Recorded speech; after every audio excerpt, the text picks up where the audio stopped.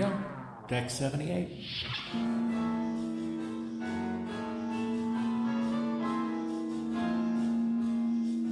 Hey, this is Mark A. Altman, and we're back on Deck 78, but this week we're going at warp speed to a galaxy far, far away because we're talking Star Wars, and more specifically, the Star Wars Holiday Special with KYLE NEWMAN. I believe the term is we're going light speed, not warp drive. Well, no, okay, fair, fine. We're making the jump to hyperspace. Well, halfway we know. through the trip, it shifts from warp into light speed. Right. Well, don't you, if I you're going to believe travel... light speed is significantly slower than warp speed. If you're going to travel between galaxies, you got to go through that Glad. big oval thing. I don't know. So welcome, anyway, KYLE NEWMAN. We're delighted to have filmmaker and producer and writer, and he's done it all. He's also, when you talk about, famous Star Wars fans, legendary Star Wars fans, obviously, Kyle is high on the list. He contributed to the Clone Wars, and he is also the director of Fanboys, which brings two tastes that taste great together, Star Wars and Star Trek, into one tantalizing mix. But we're so happy to have him here to talk about his great new documentary, which is available now on Blu-ray, on digital. It recently had a select theatrical engagement. It's a Disturbance in the Force, talking about one of the great legendary pieces of Star Wars ephemera, the Star Wars Holiday Special. And of course, as always, I'm here with DAREN DOCHTERMAN and STEVEN MELCHING, and we're talking about one of our favorite subjects.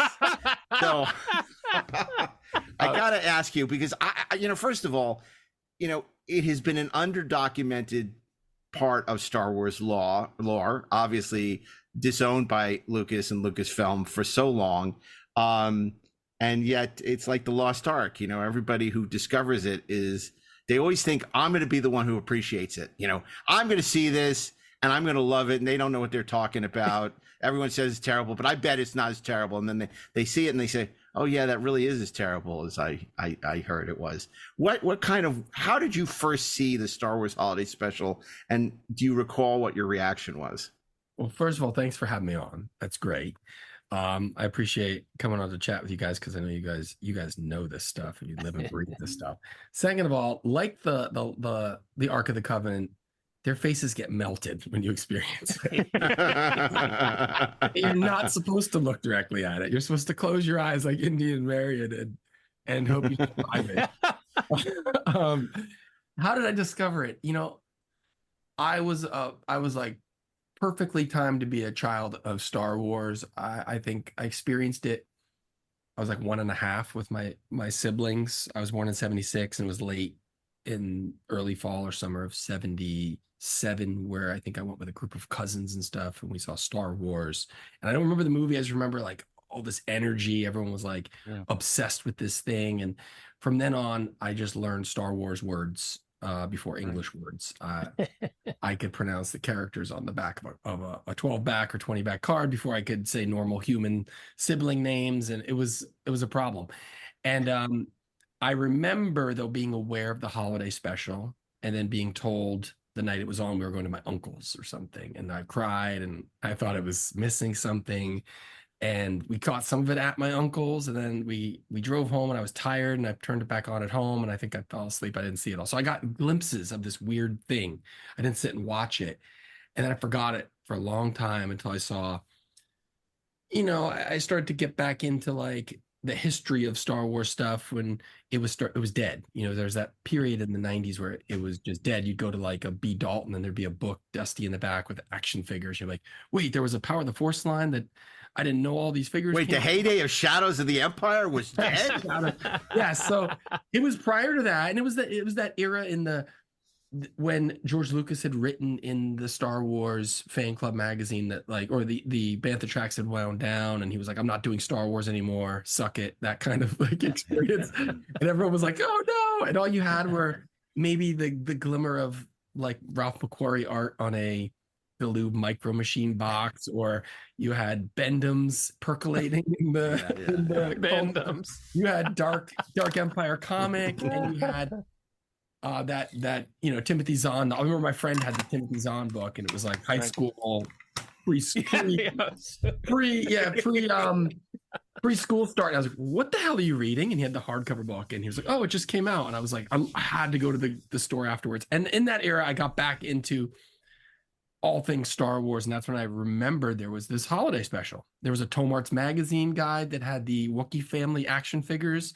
Right. That's Depicted. right. I remember that Tomarts. was like, Yeah, what had are- the what are prototype these? Wookiees. Yeah. It was crazy. So then I went to a New York Comic Con. I was maybe 16, and there was a Trek dealer, and he had said he had one or two Star Wars things. Like, do you have more Star Wars stuff? And he was like, oh god, Star Wars stuff. You know, it was like the crap he didn't want to deal with. And he pulled out this ugly old dusty box, and he had the Star Wars holiday special. I was It's like Death asking. sticks. It's like What? asking for What? porn. yeah, it felt illicit, and I overpaid for it. I didn't even negotiate. I was like 16 years old in New York City the first time, like without my parents, with a friend, and I got this VHS and I went home and watched it, and it was cringe worthy, tear worthy, and then I proceeded to collect all the different versions I could of people saying, I've got the best version, Right. you know. And the one we end up depicting in the doc, the one we use, there's two actually. There's the Zion cut, which can be found. It's hard to find, but it is a really good capture of it. And then there is another cut we got, I think it's from the 3/4-inch master of Smith and Hemian, who are the producers who previously done the David Bowie Bing Crosby Christmas special. I think it comes from their master, Right. and it's better than what Lucasfilm has. And between those two, we would vacillate and pick whichever looked better. Was this for the scene? If it was the cantina scene looked better on one, we'd use that. And then there was cleanup and upres and AI enhancement. So you are seeing, if you watch the doc, the best version of the holiday special you could ever see for those clips we do use. Yeah, 100%. I mean, I was amazed at the quality of the clips because, of course, other than that, I mean, it looked terrible when I first saw it in '78, obviously on CBS with rabbit ears. But over the years, obviously, these bootlegs that you buy at conventions, which is where most of us, got it, are not particularly good. So I was really stunned, given that, presumably, I'm sure you had no cooperation whatsoever from Lucasfilm on this particular project. That it was really remarkable how good it looked. And of course, I'm just talking about the quality of the picture. And we do that little thing in there where we show the effect of, copying and passing it along, and the telephone handling and how it just gets worse and worse. And it is hard to find there's no pristine copies that exist, even from this master that existed. It was in a state of disrepair. So it was trying to find the best presentable way to get this thing on screen, and I think it does look. It does a pretty good job of saying this is probably close to what it looked like on a good TV set back then. So it's kind of in the same boat as the original theatrical release of the first trilogy. It's hard to find, right? And which version? Because when it first came out, there was people always gripe about George Lucas redoing the movie, and there's since it came out in 30 prints, every time it got re-released, he tweaked or did something to it. So what is the original version that everyone has in their mind? Changing titles, changing effects, there's sound changes. So it's the 70 millimeter version, the 35 millimeter version. By the way, I have to say, I mean, a lot of these stories have been chronicled. Some of them have been chronicled before. Obviously, Bruce Valanche has talked about it a lot. But what I really loved about the documentary, which I never really thought about and never really saw discussed in any of the journalism about the holiday special, was the real reason why it existed, and how Donnie and Marie was sort of the precursor to this happening, that Lucas needed to keep Star Wars alive in the popular imagination because there was a fear that it would go away, that it was, it would burn brightly and disappear, and that he was just putting the characters in every parade, sending them to high school graduations. No, okay, maybe not that, but putting them on every variety show to keep the characters alive, to keep the movie in theaters, to keep the visibility of, and that the success of this on these variety shows, which were immensely popular at the time, ultimately led to the to the holiday special, and the unique format that it had, which was doing Star Wars as a TV variety special with a cartoon intermission, which is really interesting because I've never really heard that discussed so much. And the clips from Donnie Marie were insane.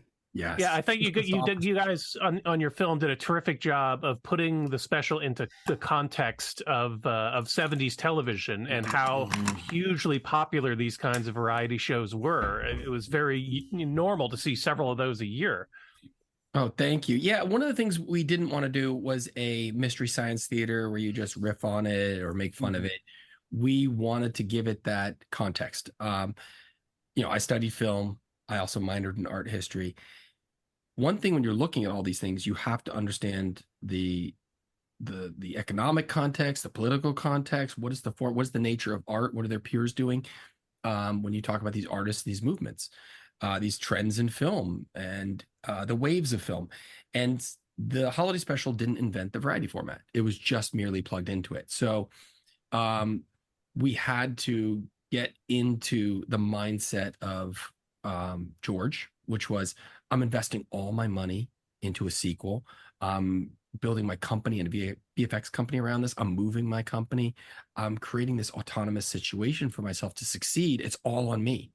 And so then he would make these choices, like these different appearances, to keep Star Wars as relevant as possible, considering that's what people did at the time. You didn't have the internet. You didn't have as many opportunities to promote the film. So you'd plug it into variety, and hopefully eyeballs were on it. And as what happened with Donnie Marie, it created a spike in viewership. So in that flurry is when he did greenlight this holiday special, and then got busier and busier.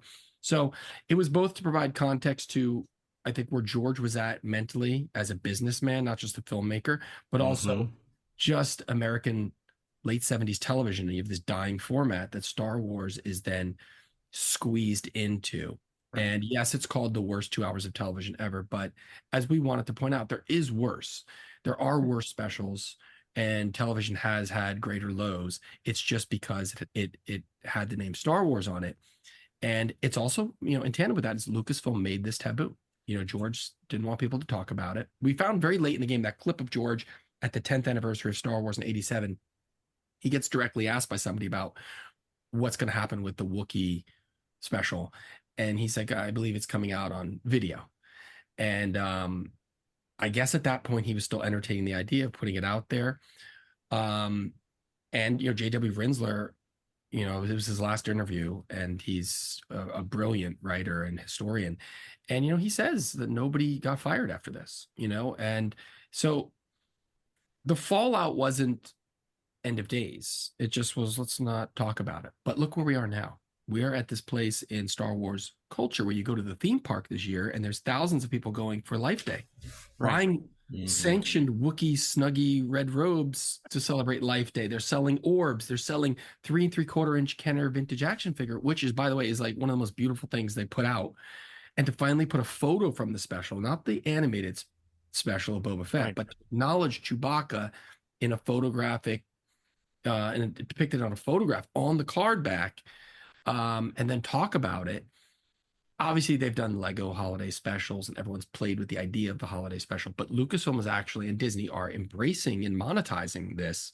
So that seemed to be fortuitous with us as we were going down the road of making this, because it took 3 years to watch them open the floodgates and talk about it. And they're not releasing it anytime soon, but they are at least merchandising, acknowledging its existence. Well, I was even amazed that on Disney Plus that they made the cartoon available. Yeah. And of course, that's the one thing that seems to have escaped unscathed from the reputation of the documentary, that people will say, yeah, the documentary is terrible, but the Boba Fett cartoon is great, right? So relatively, right. It's a relative, but that's what they say, because in relation to the actual rest of it, to the Jefferson Starship and B. Arthur and Harvey Korman, Boba Fett looks really good.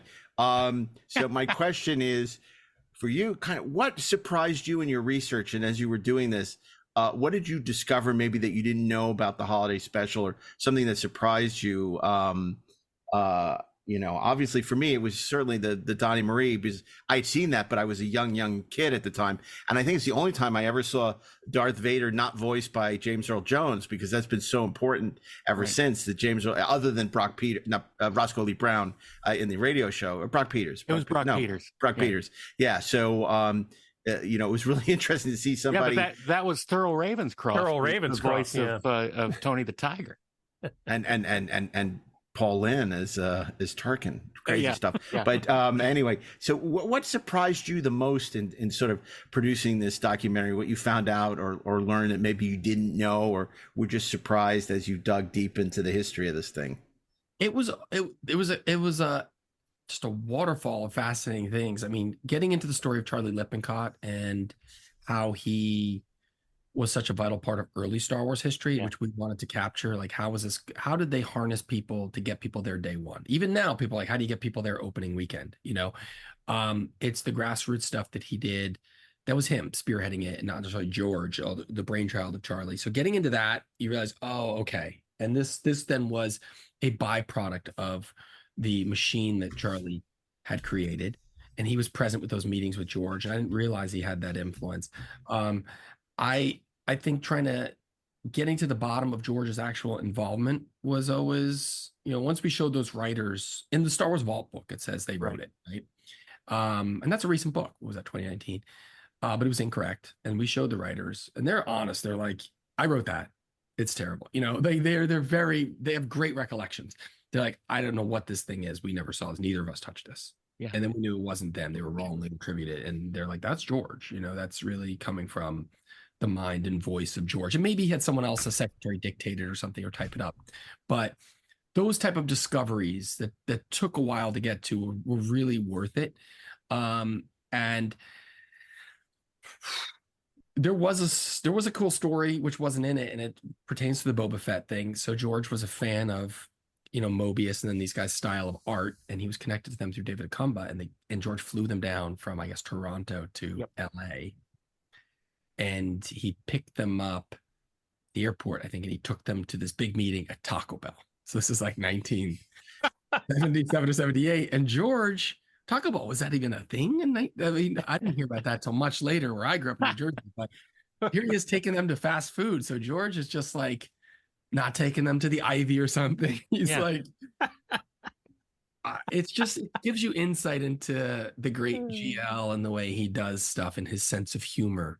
And he is an experimental guy at heart. Looking at this thing, it is very George to go down the road of a Wookiee family and say, I'm gonna inhabit this culture and take a look at it.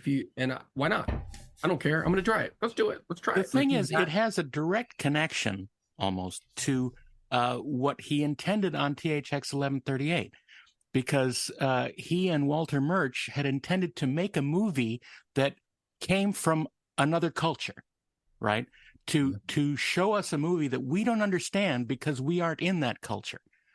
But the portrayal of the Wookiee family at the beginning is entirely in that spirit, and that's why there's no subtitles. That's why we're just sort of dropped right into it. And that's actually one of the things that fascinated me the most when I first saw it, because it's actually trying something different and trying to break out of that mold of regular TV. And I think that's the most satisfying part of it for me, like the variety aspects do undercut it, but the basic thing of going home with the Wookiees to their culture, to their house, create a new holiday, and have that type of experience was a very George thing. He wanted it to mirror going home with the hobbits to a hovel or something. Sure. He wanted to really step into another world and not have the entry points that traditional cinema or storytelling would have. No. And THX is groundbreaking. It's very ahead of its time, very misunderstood. I think that's knowing the way George thinks and handles things. American Graffiti, all of his stuff it kind of challenges preconceived notions about what's safe and what you're supposed to do. Yeah. And he was fantastic at processing the influences, things that, he absorbed them and let them emerge in something new. And now when people make Star Wars, they just reference Star Wars. Right. George was creating a new language. It was alchemic, and he just said, I like all these things, and then out came something totally new and fresh, and not that the holiday special was that, but there was a strange boldness to it, and he's a visionary. I mean, look at the VR stuff, and it's awful, but like the fact that he's depicting this stuff way ahead of its time, and he thinks this is where you're gonna be doing this in the leisure of your home, and there's gonna be these mobile headsets and all this stuff. He was very, I don't know, he's a visionary in more ways. And yet it's for CBS at 8:00, mainstream broadcast network. And and it's Quest for Fire, the first, 20 minutes. And I vividly remember, and there's not much I remember from 1978, but, my whole family sitting around the TV, and everyone, as Seth Green puts it, tapping out. First my mother leaves, and then my dad, and then my brother. I'm the only one who makes it through the whole thing. It's so audacious, as you allude to, like, to literally not subtitle it. And have this whole sequence where they're talking in another language, and this is a show for following up on Star Wars, which certain expectations, action packed, funny, humor, swashbuckling, and the holiday special is none of that. It's crazy. It's void of all of the the samurai. It's void of the serial. Yeah. Serialized type film. It's void of the Western. It's void of all the different influences, and it just really lives in this variety space. And I think that's where George was most shocked, that he thought he was going to like have a hodgepodge thing, but I don't think he expected it to fully inhabit that bizarre format. It seems like once it went from being like a 1 hour special to being, a 2 hour special, they filled a lot of time with musical numbers and dance numbers and the typical variety show stuff. Yeah. Well, and one sequence I did, you asked, well, I love that bit with the dancers, and they're talking about, it was a family troupe. We also interviewed the two brothers. They are not in it, but they sat down and spoke, and the mother and the sister kind of represented the troupe best. But them talking about their father being part of, was it Thief of Baghdad? And that sequence where they're watching the miniature people perform, and then here we are watching Lumpy watch the miniature performance, and there's this weird circularity, and this is like 40 years later, and this was the family doing that, and now they're doing this, and it was like, did they get picked because of that pedigree of being miniatures inside of it's just like a whole world of decisions that it just opens a can of worms. You're like, who picked this, and how did this happen? And I mean, we could have gone on for a long time. There was a story with Grace Slick, which we'd heard.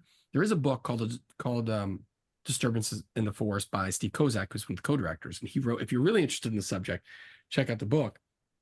And some of the things that we didn't have time to get into, the real estate in the film, or would require too much backstory, end up in the book. And I think it's in there. It's one of them about Grace Slick. She'd gotten removed from Jefferson Airplanes / Starship because of something inappropriate in Germany. Maybe she insulted them or called them all Nazis or something. There's something with a Nazi salute that was awful. And she got kicked out of the band. And then she heard that the band was doing something with Star Wars, which was the biggest thing on Earth, and felt like, well, I need to be there. And apparently she was trying to break onto the lot to be in the special. And so that we couldn't get the full story from everybody. Some people had never heard of that, and some people knew it clearly, but we were trying to, it just felt like too hard to shoehorn into the doc itself. But George remained interested in trying to affiliate Star Wars with Christmas. You have the Christmas in the Stars album that came out, I think, in 1980, which was John Bon Jovi's first professional recording. And it raised the first question ever of what do you get a Wookiee for Christmas when he already owns a comb? So the bonkers is there. He didn't learn from this in 78 and say, we're not going down bonkers. We're not doing Christmas albums. He learned to the degree where he's like, I'm never letting anyone go make Star Wars without me outside of the books. But that's why you have this huge gap between 1983 and when the special editions heat up again and, 96, 97 promoting them. Right. He didn't let anybody do anything with it. And he took that hiatus because he knew the danger of letting people play in that world without his supervision. And that would never happen. What? So, sorry. that's Go ahead, probably Kyle. the biggest gift of the special is that George learned this lesson. What's your perspective on the cast's involvement? Because, of course, it's like a game of telephone, especially with actors. They tell the stories over the years and it changes and changes until it's print the legend by the end. But, what's your perspective on their involvement? Obviously, the stories of everyone being, a crazy high during the filming of this and, how much arm twisting there was and what their perspective was at the time. Obviously, you have a lot of footage of the cast from various public appearances talking about their perspective. And it's, it's become a punchline. But at some point, you had Harrison Ford, who was, who's doing big movies like Force 10 from Navarone, Hanover Street, and, had been in Star Wars, he's in it, obviously Mark had, Corvette Summer. I mean, he had a career and he gets them all to do this. Here's the one. Okay. I think there was a contractual obligation and I think they probably classified it as some form of promotion. I think the fact that they were already tied in to do a sequel, if there wasn't a sequel and it was a one-off, they probably would have not come back for a holiday special. But the fact that they're doing this big movie, the sequel to the biggest movie of all time, my opinion is, in hindsight, they've all changed their tune on it. I think at the time they were all like, "Oh my God, Christmas special! We're king of the world. We're the Beatles. Let's go!" Like they all happily went to set to film the Star Wars Christmas special to promote it, and they all have gotten used to the rhetoric of, "Wow, this is bad. Let's all pretend we didn't want to do this." I don't know for sure, but that's my assessment. Like at the time, maybe while they were there making it, they were like, "What are we doing here?" But when it got floated and George called them, it was all, I'm sure it wasn't like, "No way, I'm not coming to do this, but I'll see you for Empire." I don't think that was the tone with the cast. I think they were up and were like, "Great," and they trusted him. Well, and with the movie cast, they probably only, how long did they shoot? A couple of days, max. Maybe. Yeah. I think 2 days max each, if that. And they did. There was a story about how Carrie really wanted to sing, and I bet she just pitched. She's like that. She's bold. She pitched herself. She's like, "Well, I'm doing this. I want to sing," and he's probably like, "Okay." It was that. It was like, "I'm not doing it unless you make me let me sing." Type of deal making. I think she was new and excited, and Star Wars was a phenomenon, and they were rock stars, and they probably relished it. Look at Mark on Bob Hope doing tap dancing, and Mark going on the Muppet Show. I don't think that you had to twist their arm to promote Star Wars. And Mark, of course, beginning of a very successful voiceover career. Yep. When you think which has been very successful for him. Huge. Before seeing your doc, I didn't realize the major connection between the holiday special and the Carol Burnett show. Other than Harvey Korman, obviously, but the behind the scenes writers who took care of the musical section of the show. Because, and obviously the connection with CBS because they produced the Carol Burnett show, and I hadn't realized what a sort of close fit that was at the time. Yeah, you're right. It's very enlightening to when you look. I'd heard all these stories, and you can go on YouTube and watch all these different clips and different thoughts about things, and you can watch the different ways Star Wars was promoted back then. But what we wanted to do was aggregate and curate and really take you through the logic of all this, to understand how something so illogical existed. And it made sense. They're like, okay, these people are having success doing this, and we're targeting this type of talent, and we can pull them in. And it happened quickly. So they were trying to pull in safe things. And in this aggregation of safe, they made something, entirely flat and unappealing. Having the insurance of Smith and Hemian, who had done something really successful and they weren't really involved. But then you hear, Ken and Mitzi Welsh, you hear that audio of her saying, "I saw these audio tapes and I cried." Because that's amazing. Yeah. Now, and then Mickey Herman, who's the Lucasfilm liaison and really the voice of George in this madness. And I think she was in over her head too. You know, it wasn't never to throw anybody under the bus. It was always say, let's look at this thing in a very objective way. We're not going in. No one needs to go into this saying, this is the worst thing ever. It's already been the butt of a million jokes for 40 plus years. It was really, let's go explore how it happened. And that's the subtitle. I didn't love the subtitle, but the subtitle really does speak to what the movie is. How did this thing happen? And then line them up. And like you said, you have these preeminent, you know, television writers, and you pull that in and you're like, okay, this can be the foundation for what this is to make this investment wise.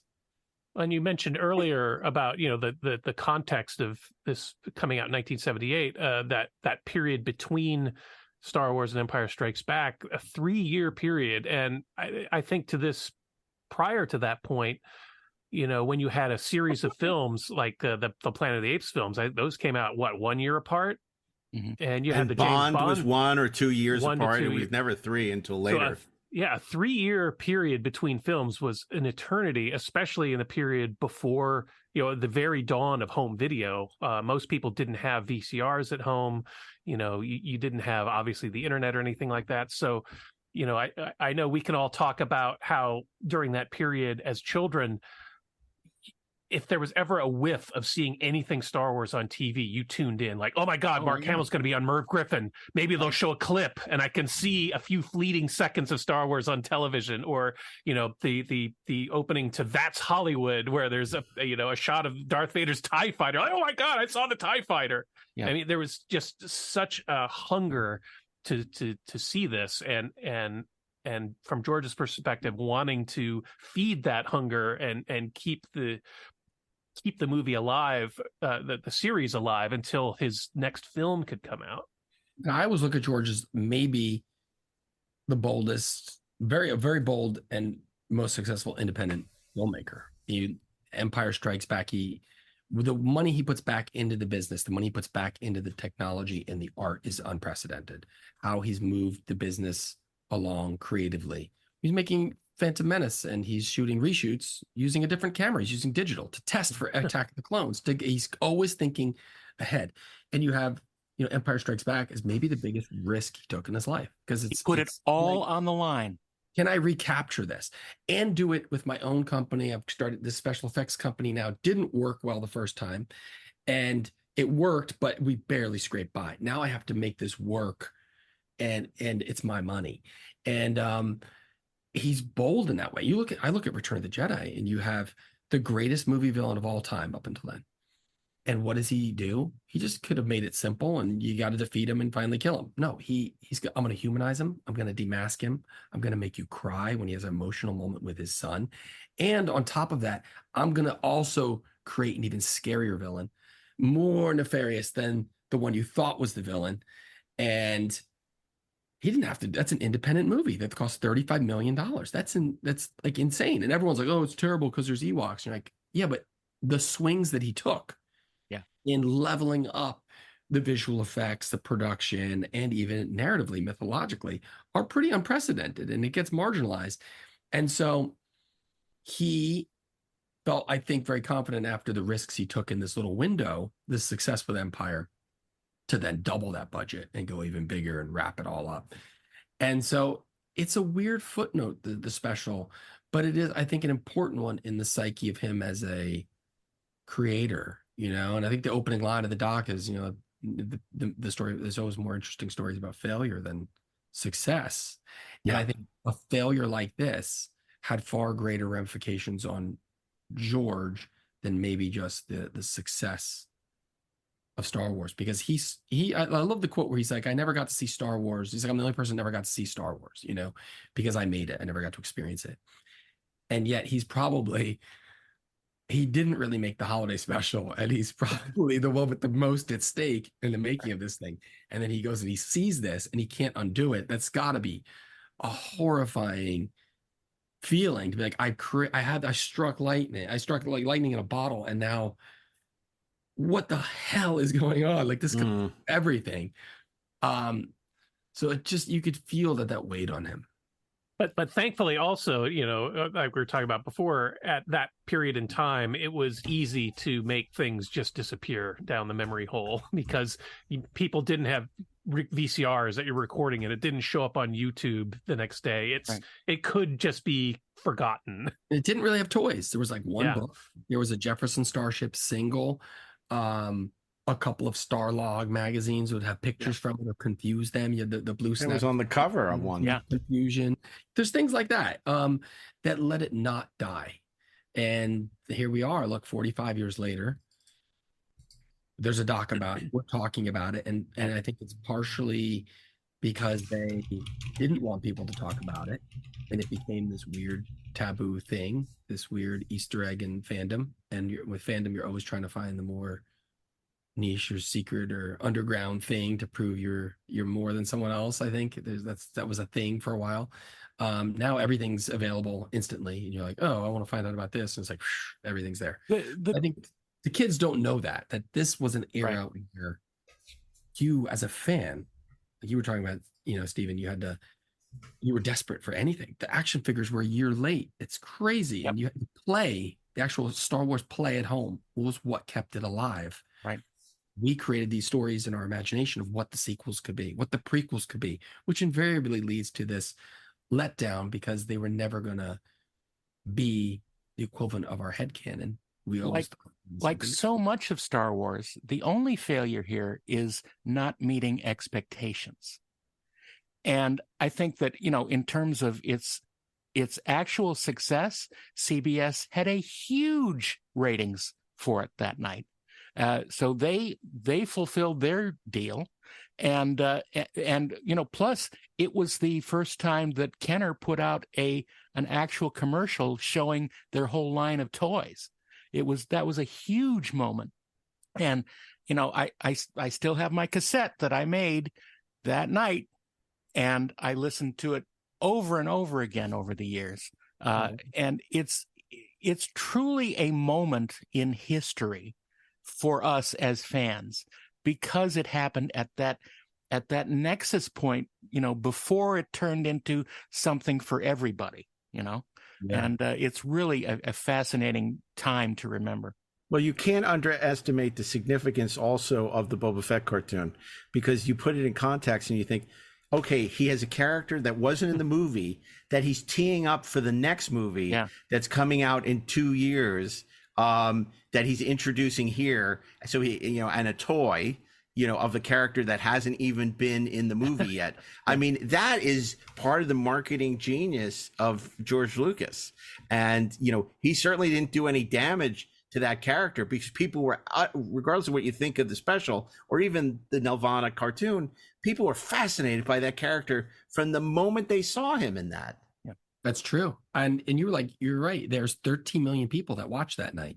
Yeah. I think it was 13 million people, and they sold their advertising. The reason it became a 2-hour special is because there was this unprecedented interest in advertising for this thing. And they were like raking in the money. So from CBS's perspective, you're right. They achieved their goal.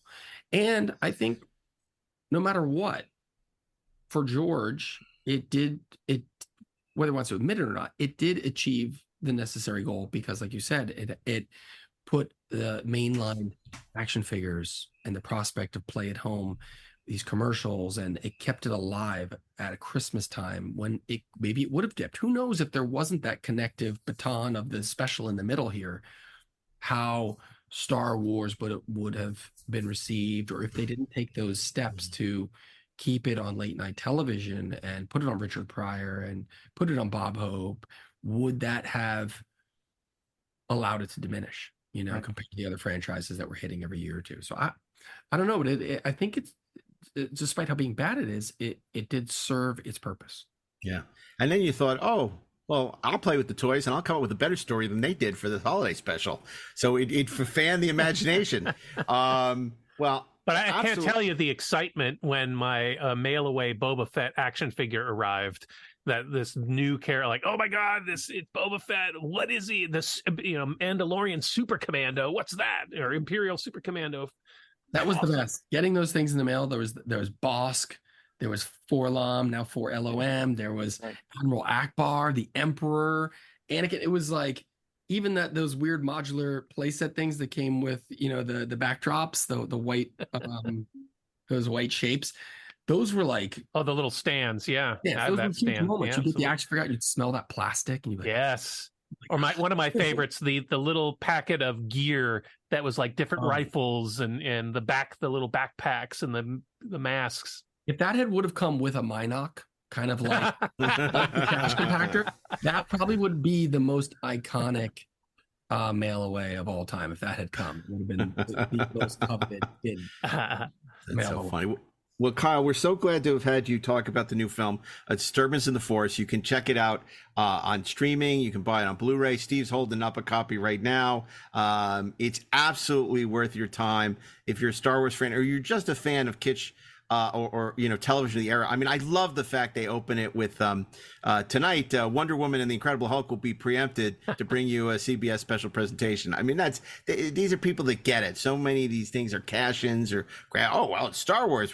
This is a passionate love affair with Star Wars turned into a wonderful movie, and you're going to love it, and you should definitely go and check it out. But Kyle, always good to talk to you. Thanks for dropping by.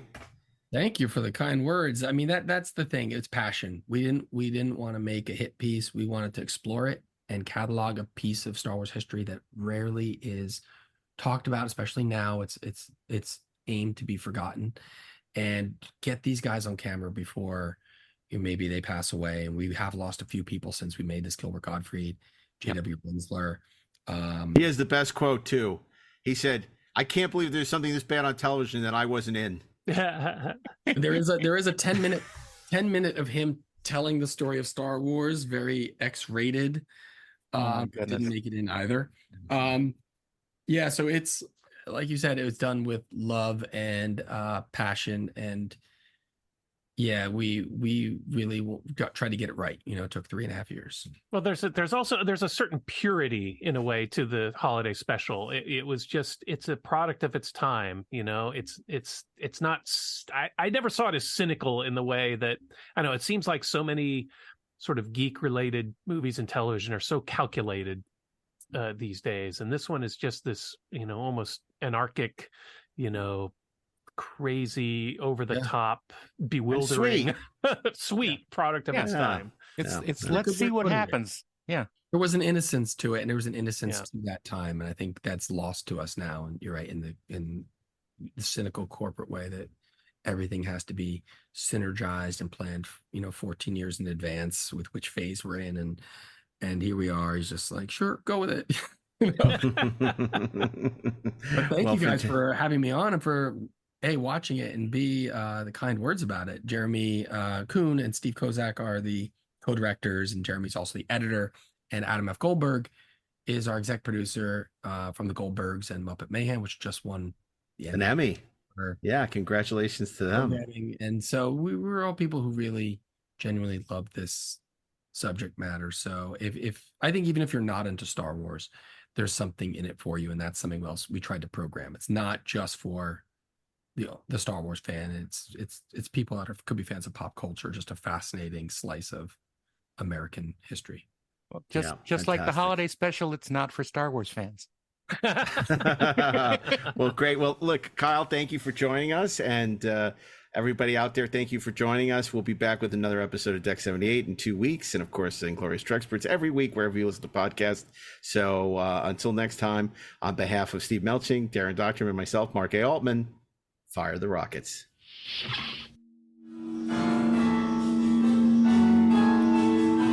Deck 78 is an exclusive podcast from Treksperts Plus.